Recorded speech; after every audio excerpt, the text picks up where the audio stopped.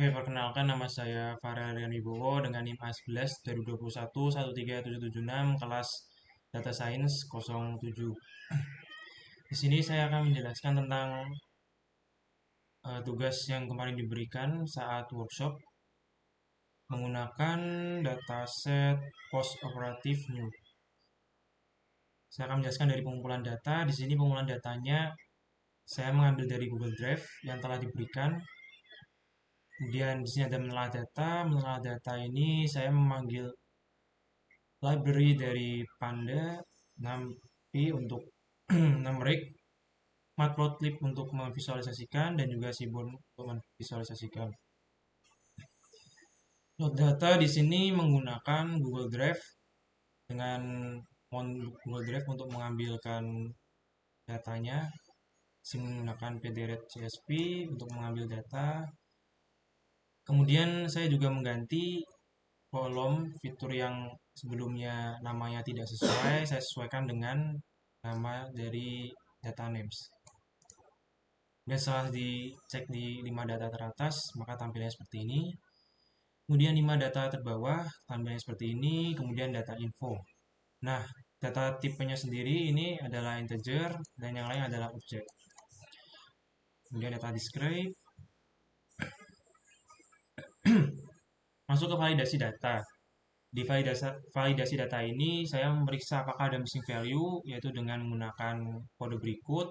Setelah dicek, ternyata ada beberapa missing value, yaitu di LO2, source stabil 9, dan juga comfort ada 9.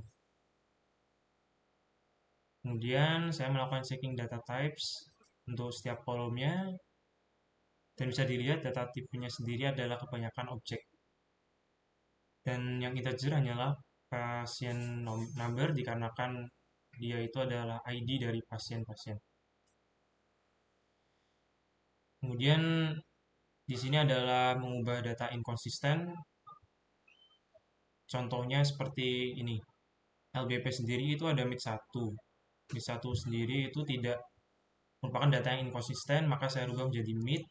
Lalu ada core stabil, stabil 1 juga diubah menjadi stabil. BP stable, stable 2 menjadi stable. Kemudian ada comfort, saya hilangkan nolnya dan saya bulatkan seperti data-data yang lain yaitu menjadi 5 dan 7. Nah, ini selanjutnya ada handle data kosong. Untuk numerical column mengisinya dengan min, kemudian dengan kategorical, missing value-nya dengan mode. Kemudian ada checking if there are any missing values left. Nah, ini ngecek missing value yang tersisa. Dan terakhir kita tampilkan data yang sudah di-handle tersebut dengan 5 data teratas. Nah, di sini bisa dilihat nilai nolnya sudah kosong, sudah saya hilangkan. Kemudian lanjut mengecek jumlah data duplikat menggunakan duplicate count data duplikat. Nah, karena saya sudah melakukan penghapusan, ini juga ada kode untuk menghapus data duplikat sendiri, yaitu data drop duplikat. Saya ditampilkan data duplikatnya kosong dan bisa dilihat ini sudah hilang dari nilai nolnya. Kemudian lanjut memvisualisasikan distribusi kolom kategorikal dalam sebuah data frame. Nah, di sini saya menggunakan dua plot, yaitu histogram dan juga lingkaran. Bisa dilihat ini mid, height sesuai dengan apa yang ada di dalam data.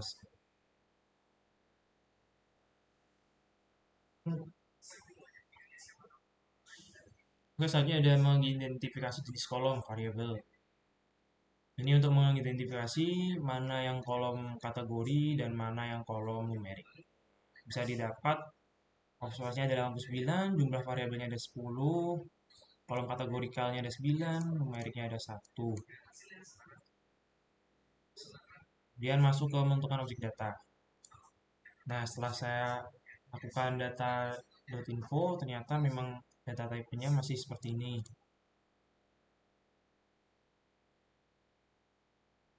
Nah, di sini saya mengubah dari data kategorikal menjadi data numerik.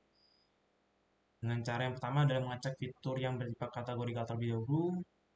Lalu jika sudah, konversi menggunakan encoder dan juga data encode. Setelah sudah di run dengan rumus ini, bisa dilihat hasilnya data yang asalnya low itu menjadi kosong, mid itu just 1, juga 2 itu adalah high. Nah, ini keterangannya.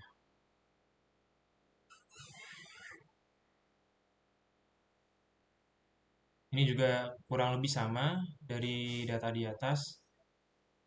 Bedanya di sini adalah saya menggunakan data clean sebagai data copy agar data selanjutnya saat di run tidak mengulang kembali dan melanjutkan dari data clean ini. Selanjutnya dalam membersihkan data yaitu menggunakan heatmap. Nah, di sini adalah korelasi dari dataset tersebut. Bisa dilihat ada korelasi positif satu, ada korelasi negatif, dan juga korelasi yang tidak mendekati. Nah, di sini ada drop kolom tidak relevan seperti pasien number. Pasien number itu merupakan ID dari pasien, jadi tidak akan diikut sertakan. Maka di sini menggunakan use data clean drop. Saat saya run menggunakan 5 data teratas, data pasien numbernya sudah hilang. Lanjut ke konstruksi data. Nah, di sini saya menggunakan data clean. Nah, data type-nya sudah menjadi float yang asalnya objek. Lalu menentukan label. Nah, di sini saya menggunakan library train test split untuk split data. Kolom yang saya gunakan adalah ADMDEX. Nah, bisa dilihat datanya tidak sama dan tidak kompatibel. Kemudian saya mentekan train value untuk mengecek perbandingannya. Perbandingannya sendiri 7, 2, dan 0,02. Nah, dikarenakan ini kurang dari 10%, maka wajib menggunakan inisialisasi smooth untuk melakukan oversampling. Ini library-nya dan ini adalah rumusnya. Nah, setelah saya run, kemudian saya melakukan untuk membuat data frame baru dan menampilkannya ke dalam subplot. Nah, datanya sudah konsisten.